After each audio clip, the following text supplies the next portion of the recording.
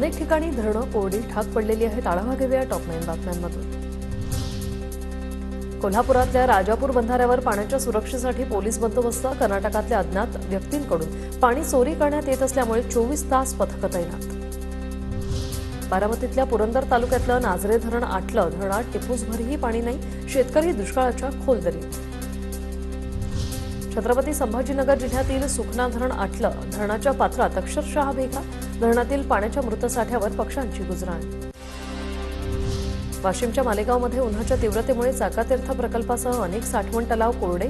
पावसाला उशीर झाल्यास भीषण पाणी टंचाईची समस्या।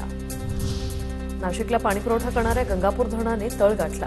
गंगापूर धरणात अवघा 25% पाणीसाठा शिल्लक। पुढील 2 महिने पाण्याच्या योग्य नियोजनाची गरज। लातूरच्या अहमदपूरमधील मोघा तलाव तब्बल 32 वर्षांनंतर कोरडा ठाक। 12 खेड्यांमधील पाणीपुरवठा ठप्प। जिल्हा प्रशासनाकडून गाळ उपसा करण्याचं काम हाती। जालन्यातल्या हजारो हेक्टरवरील मोसंबी बागा पाण्याअभावी सुकल्या। पाणी पातळी खालावली। कडक उन्हाचा पिकांना मोठा फटका। शेतकरी चिंताग्रस्त। परभणी जिल्ह्यातील जिंतूर तालुक्यामध्ये भीषण पाणी टंचाई।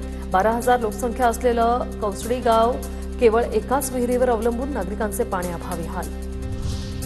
हिंगोली जिल्ह्यात भीषण पाणी टंचाई। जिल्ह्यातून वाहणाऱ्या 3 प्रमुख नद्या कोरड्या। पैनगंगा, कयाधू आणि पूर्णा या 3ही नद्यांचे नदीपात्र कोरडे ठाक।